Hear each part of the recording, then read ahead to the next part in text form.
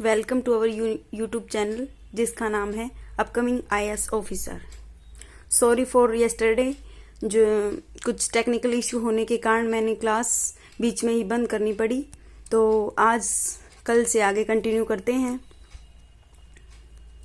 हमने कल पढ़ा था कि जो मद्रास स्टेट था, उस टाइम पे स्टेट नहीं था, एक प्रांत था मद्रास, जो कि हमने यहाँ पे थोड़ा सा आपको बताया था। ये मद्रास था। जो ये मद्रास से ऊपर वाले लोग थे वो तेलुगु भाषा बोलते थे, मतलब तेलुगु भाषा के ज़्यादा वो थे, वो उसको सपोर्ट करते थे। और नीचे वाले कौन से थे, जो तमिल को सपोर्ट करते थे। तो वो चाह रहे थे, मद्रास के जो ऊपर वाले लोग थे वो चाह रहे थे कि हमारा जो स्टेट है वो तेलुगु भाषा के आधार पर अलग स्टेट बने, और जो नीचे वाले थे वो तमिल वाले चाह रहे थे कि हमारा एक तमिल भाषा के आधार पर एक तमिलनाडु स्टेट अलग बने। तो उस आधार पर फिर क्या हुआ कि एक व्यक्ति थे जिसका नाम था पट्टू श्रीरामुलु, जो कि हमारे तमिल भाषी व्यक्ति थे। उन्होंने 56 दिन की भूख हड़ताल पर बैठे वो, और फिर उनकी मृत्यु हो गई 1952 में, 1952 में। फिर क्या हुआ कि विद्रोह फैल गया। अब क्या सरकार क्या करे भाई, एक व्यक्ति की डेथ हो गई है तो सरकार को कुछ तो स्टेप लेना पड़ेगा ना, क्योंकि फिर तो भाई सरकार की गलत इमेज बन जाएगी जनता की उसमें। तो फिर क्या हुआ, 1 अक्टूबर 1953 को भाषाई आधार पर भारत का पहला राज्य आंध्र प्रदेश को बना दिया गया। ओके, ठीक है। तो भाषा के आधार पर बनने वाला पहला स्टेट कौन सा था, हमारा आंध्र प्रदेश। ठीक है। फिर 1953 में सरकार ने एक आयोग का गठन किया जिसको कहा जाता है फजल अली आयोग। ठीक है। फजल अली कौन थे, उस टाइम में जो सुप्रीम कोर्ट के मुख्य न्यायाधीश थे ना, वो थे फजल अली। ओके।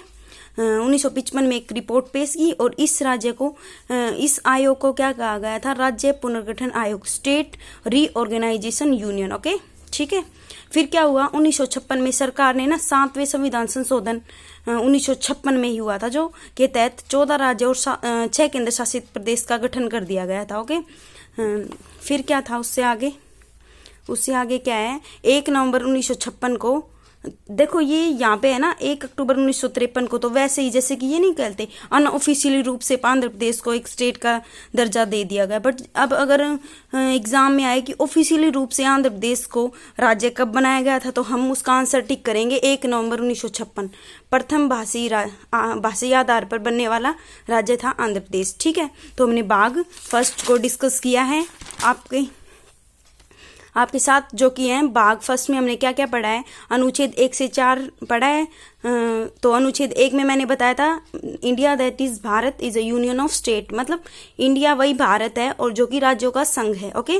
फिर हमने ये संघ के बारे में डिस्कस किया था। फिर 3 तरह के राज्य होते हैं उनके बारे में डिस्कस किया था। फिर हमने डिस्कस किया था कि अनुच्छेद 2 जिसके अंतर्गत बताया गया है कि संसद राष्ट्रपति की पुनर्अनुमति से बाहर किसी भी क्षेत्र को भारत में मिला सकती है। ठीक है, ये मैं रिवीजन करवा रही हूँ आपका। फिर अनुच्छेद 3 में बताया गया कि संसद राष्ट्रपति की पुनर्अनुमति से किसी भी राज्य का नाम, उसका क्षेत्र और की सीमा में बदलाव कर सकती है। ठीक है। फिर अनुच्छेद 4 में मैंने बताया था कि जो भी अनुच्छेद 2 और 3 में जो भी बदलाव होंगे उन्हें अनुच्छेद 368 के बाहर रखा जाएगा। ठीक है। और 368 में मैंने बताया था आपको संविधान, जो कि संविधान संशोधन से संबंधित है। ओके। और ये भी बताया था मैंने आपको, जो अनुच्छेद 2 और 3 में जो भी बदलाव होंगे वो एक साधारण बहुमत के तहत होंगे, जो वो होते हैं 50% + 1। ओके। और जो मैंने बताया था आपको, जो अनुच्छेद 368 में जो टॉपिक्स हैं वो सारे विशेष बहुमत के आधार पर होंगे। विशेष बहुमत होता है 2/3, मतलब जैसे कि 545 सीट हमारी प्रेजेंट में लोकसभा में है ना, तो उनका 2/3। ओके। फिर हमने कुछ इम्पोर्टेंट फैक्ट्स डिस्कस किए थे, जैसे कि हमारे यहाँ पे देसी रियासतें थी जो भारत में नहीं मिलना चाह रही थी, वो हमने किस आधार पर हमें उनको भारत में विलय करवाया था उनको। ठीक है। फिर मैंने आपको ये बताया है कि पहला राज्य कैसे बना था, आंध्र प्रदेश। ठीक है। फिर अब हम डिस्कस करते हैं पार्ट नंबर 2, और इसके रिगार्डिंग जो मैंने पार्ट नंबर 1 आपको करवाया है, आपको कोई भी क्यूरी हो तो आप हमें कमेंट बॉक्स में कमेंट कर दीजिएगा, हम आपके कमेंट का रिप्लाई जरूर करेंगे। ओके। पार्ट 2 भाग 2, इसमें बताया गया कि नागरिकता मतलब सिटीजनशिप। ठीक है। मतलब भारत में जो नागरिकता के रूल हैं वो कैसे कैसे होंगे, और इसके तहत है अनुच्छेद 5 से 11 तक। ठीक है। ये पूछा जाए एग्जाम में कि नागरिकता है वो कहाँ से ली गई है, तो हमने ये ब्रिटेन के संविधान से ली गई है, ठीक है। क्योंकि ब्रिटेन में क्या है, एकल नागरिकता का प्रावधान है, जो कि हमारे इंडिया में भी सेम हमने वहां से लिया है, तो एकल नागरिकता का प्रावधान है।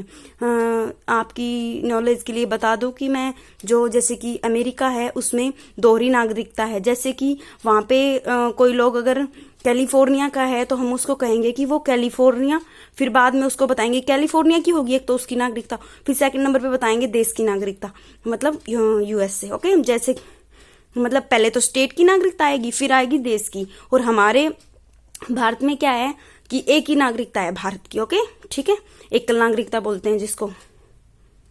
तो अगर मान लो कोई भी भारत का नागरिक है, कोई भारत का नागरिक है, तो उसे निम्न अधिकार दिए जाते हैं। मतलब कौन कौन से अधिकार दिए जाते हैं भाई, मान लो एक फॉरेन से आ जाए एक व्यक्ति और एक मैं हूं जैसे कि आप हो, तो उसमें और हमें क्या डिफरेंस होएगा, मतलब हमें उनसे ज्यादा अधिकार कौन कौन से मिलेंगे, ठीक है।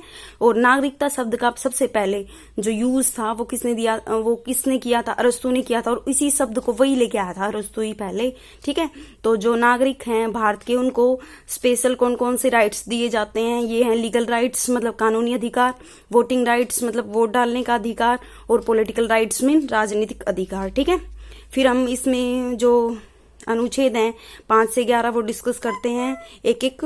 अनुच्छेद 5 में बताया गया है कि अनुच्छेद 5 में बताया गया कि संविधान के प्रारंभ में नागरिकता मतलब citizenship on starting of constitution, ठीक है। मतलब शुरुआत में ही संविधान के शुरुआत में क्या दी गई है, हमारी नागरिकता दी गई है।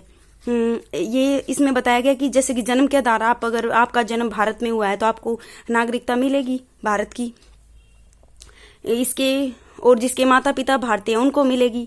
और जो आज़ादी मतलब मान लो आज़ादी के बाद या 26 जनवरी 1950 से 5 वर्ष पहले भारत में रह रहे हैं उनको नागरिकता दी जाएगी, ठीक है।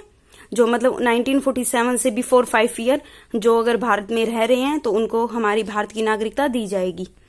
फिर अनुच्छेद 6 में बताया गया है कि देखो जैसे कि हमें पता है 15 अगस्त 1947 को अलग हो गया था हमसे पाकिस्तान, वैसे तो 14 अगस्त को ही हो गया था, तो हम मानते मतलब 15 अगस्त को हमारा जैसे कि भारत आजाद हो गया था। तो बंटवारे के बाद पाकिस्तान से आए हुए लोग को नागरिकता देने के बारे में बताया गया था। जैसे कि अगर मान लो भारत से पाकिस्तान अलग हुआ था तो जो व्यक्ति पाकिस्तान से भारत आए थे तो उनको इसमें इस अनुच्छेद 6 के तहत नागरिकता दी गई है, ठीक है।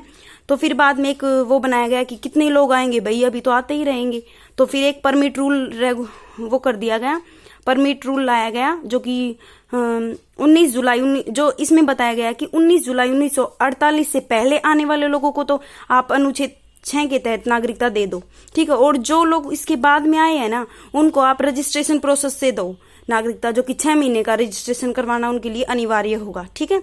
अंडरस्टैंड। फिर है अनुच्छेद 7, मतलब मान लो जो कोई लोग हैं पहले जैसे कि कुछ इंडिया में थे और उनके जो रिलेटिव्स थे वो पाकिस्तान में थे, तो उनको लगा कि हमें पाकिस्तान में जाना चाहिए तो वो लोग पाकिस्तान में चले गए। फिर उनको लगा कि हमारे लिए पाकिस्तान सही कंट्री नहीं है तो वो फिर इंडिया आ गए।